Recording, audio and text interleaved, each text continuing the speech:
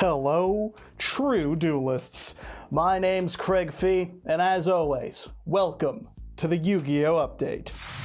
It's another week of regionals for the TCG, and this week was a bit of a surprise in regards to the showings. Props again go to Sebdo360 on Twitter for the stats provided, because this week the top dog was in fact not the top dogs in Pearly, but instead the Yugi deck. Branded Chimera was the deck with the most tops, followed by Unchained in second place, with Manadium tying for Kashtira in third, and even Rescue Ace tying up with Dragon Link after that. Now granted, we are talking about regionals, the sort of event you go to because it's not as competitive as a YCS, and you can play a deck like Rescue Ace, Unchained, and Branded Chimera and expect to do well, right? Look, no discredit to any winners at these events this past weekend. I'm just saying a regional is not notorious for being on par competitively with a YCS. And more accurately, it's a place where you take a new rogue and potentially upcoming deck to test it out in more of a competitive setting than your locals. That's always been my take anyways. As always, my suspicion is also that this is people just wanting to try the new stuff as much as it is anything else, because it's not like Kashtira or Runic variants or Dragon Link are new or surprisingly good, and they haven't been hit. The decks didn't get any worse. This is just the type of thing you do when there's not a YCS for a few more weeks and you want to try some stuff out. I mean, come on. Rescue Ace is new and exciting and fire. Now, Rescue Ace didn't top any events in regards to the first place top, I should clarify. Unchained, I think, only got one, but Branded Chimera did pretty damn well, which is a bit of a shock. Now, Branded's been reliable, but it would seem that this deck isn't as heavy on the Branded nearly as much as it is the Chimera. Really, the ultimate sin for this weekend goes to whoever the hell it is let Flu Wanderees win an event outright. I mean, I get it. If I open M-Pen every time, it's a motherfucker and I can win, but I think I speak for the community at large when I say, eat shit, you bird fuck. But Branded Chimera, my god, the talk of the weekend. Who could have seen the Branded engine pairing with a locking fusion deck doing well? According to comments that I've seen, everyone always knew that this was good the whole time, Super Secret Special Edition, although in full honesty, I very much undervalued the Chimera cards on reveal, so I did not see this coming. Neat to see it coming to fruition, but it shocked me, so much so that I've decided to dedicate Branded Chimera as the subject of this week's Spice Watch. Yes, welcome to the Spice Watch, the segment hosted best by, of course, the second whitest Yugi tuber in existence, because how is it that one man's whiteness could possibly compete with this?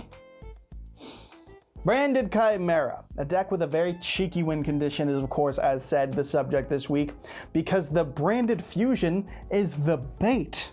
How's that for a twist? For a year now, playing against Branded has been quite simple to win against, because you ash the Branded Fusion and then you win.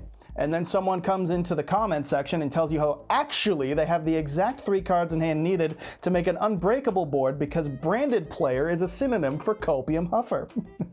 And moving on from bullying Branded players for no particular reason, the Chimera engine is one that allows players to bait out the Ash Blossom by using Branded Fusion to then resolve their Baphomet or their Mirror Sword Knight to summon Baphomet, because that card is a +2 and is what lets the deck really get going. If that means that you're letting them do their Branded things unimpeded by saving the Ash Blossom for the Baphomet, that's still not a bad thing, because you can make your Mirror Jade or your Bearing Broom or whatever that bounce and negate one is. It's a great strength for the deck, and it allows it to make plays, be it the Chimera lines for some easy damage and advantage, or Branded plays for some reliable disruption. If it's not a deck without fault, that's because it's a deck at all. It's weak to Droll, as most things are, and if you can get rid of the Chimera on board, the grave effects are shut off, and it becomes a little... It's not perfect, but it ain't bad either. I'm just trying to broadly advise you how to play against it, since it's the new thing. I'm by no means an expert. If you are, feel free to comment and correct what I've got wrong, or all the sorts of things to know about this new Branded Chimera deck. As it stands, this seems to be a great engine to pair with Branded because, well, it deals with the deck's brutal weakness to Ash, and helping a deck that was a solid rogue contender before to get over that one weakness, I think it's pretty reasonable, even if the branded package is pretty damn small in most lists. In regards to upcoming sets and product, Konami has confirmed that Fire Kings will not be getting the Agent treatment in regard to their Structure deck. The TCG will be getting the Fire King Structure deck Part 2 on December 7th of this year, or the 8th, depending on your region.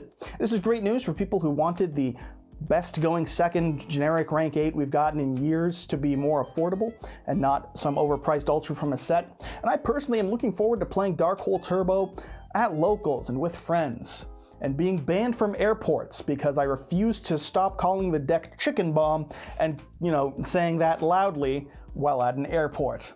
Chicken Bomb! And now I've been detained. For some merchandise news, get hyped for some new DM products. That's right, come February 9th, 2024, in order to celebrate the game's 25th anniversary. Because 2024 minus 25 equals 1998. And it's true facts only, and don't look into it, and what is this joke? The consequences, of course, of being an English wing of a company that really only cares about Japan, because we had to wait till the August set for the 25th anniversary to kick off. Explain that.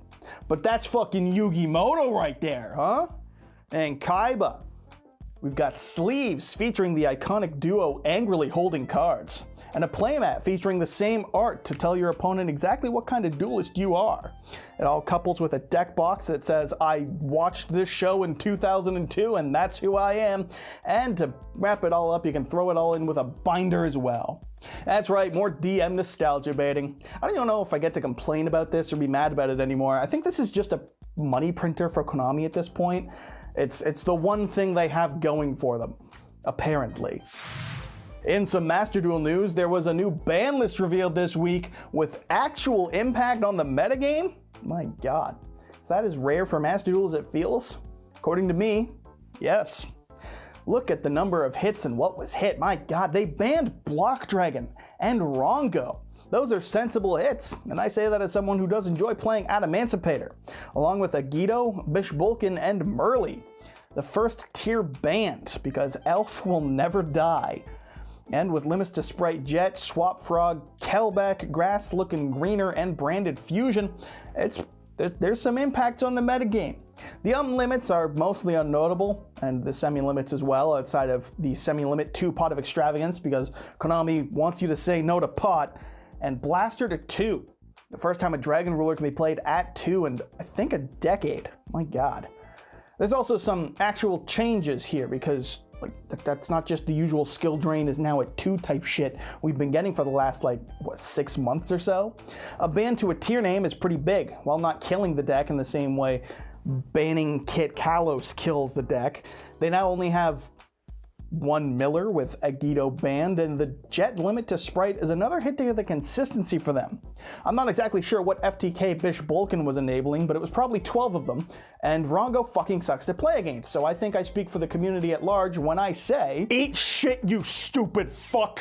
Grass being limited means less dumb fun, but don't worry about it, your opponent will still open that one of in their 60 card deck. That's never going to be an issue. And Branded Fusion, I don't think is entirely out of line.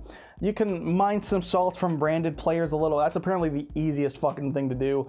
And in the TCG, it's been a very solid rogue level deck, if not a strong tier 1 deck. Kind of been on a down curve, but still a good deck overall. So a preemptive hit to make it not be the best again, to let the meta evolve. I get it. I'm just saying I get it. Didn't address Kashtira at all. So if you hate Kashtira, I suppose you don't like this list, but don't worry about it. We don't have a Rise Heart yet. Cash, if you think Cash is a problem, it is not a problem yet, I assure you.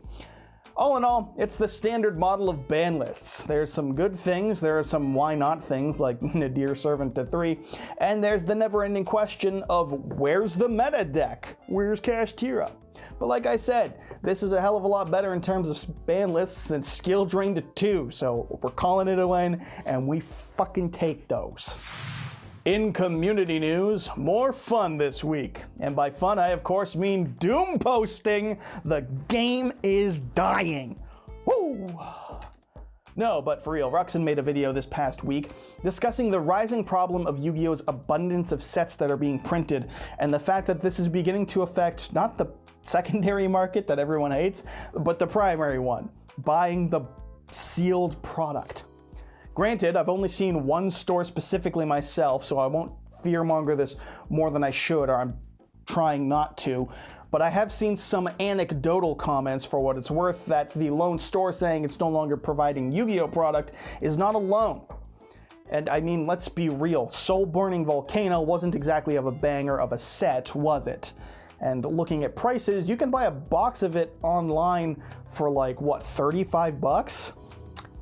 That's less than MSRP, and the stores aren't paying drastically lower than MSRP to be getting these things. So this is a hurt on your store if they're selling it for this rate. And if they aren't selling it for this rate, then they probably aren't selling it because you can find them for this rate online. So there's incentive for the customer to not pay full price, and if you're not paying full price, then the store isn't making a profit, which means they're taking a loss, which is an incentive not to sell the fucking products.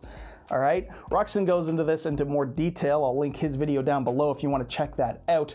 But it's not like one bad set is ruining it for the game here. This isn't a case of just the legendary duelist's Burning Volcano Soul Man guy. Remember Salamangreat? I sure don't. No, this is like an abundance of sets up to and including core sets. Duelist Nexus is only going for about $55 in regards to the US dollar, which is an ouchie on the wallet for the store because that's just not covering the cost to be providing it. And so you're seeing some number of stores that are saying that we're done with Yu-Gi-Oh! How do we go about fixing this? Either put better cards in the set, diversify the set, or sell less sets. And by sell, I mean make. Don't get me wrong, I'm a Volcanic fan here. I bought singles of the Volcanic cards, but I'm not interested in a set that only has Salad, Volcanic, and Battle Boxer. That's not a wide-reaching set, and even the like gimme money card of the Ghost Rare was a Salamangreat card. This set was so locked into a very, very niche audience. Of course it's going to be doing poorly, and they should probably stop we didn't need this. These could have been imported in a Battles of Legend or in a core set or something else. It could be improved upon. As always, I'd be interested to hear your words on the matter, because that's what I do. I pander for comments. You know what else I do? I segue to the sponsor. There weren't many jokes here, but it's a series. Sponsor time. Shoutouts this week go, as always, to the LIFD Magnetic Display, the best way to support my channel currently, and the true Duelist-approved way to show off your favorite cards. Like this, the Gate Guardian cards you bought, but I haven't put into a deck yet because you want to play the deck as best as you can, but that means playing Magician Souls. You're not paying like $60 for a playset of Magician Souls because that card's still like 20 to 30 bucks. And why? It's had like 3 or 4 reprints, but whatever, they look pretty in a display, and that means it's okay. I am coping, yes, but I'm also selling you a product. So if you want to get your hands on one of these bad boys to display your favorite cards or whatever, you can use my promo code YGOSTRATS for 50% off, or you can have it apply automatically by clicking the link in the description of this video. Thanks to LIFD for the support as always, and thank you for watching. So that'll wrap it up for this week's update. As always, I've been your host, Gregory Feganite. And make sure you subscribe to YGO Strats for next week's update to impress your smoking Italian wife, and so you too can be a true duelist. Because this week, the top dog was not in fact the dogs. No.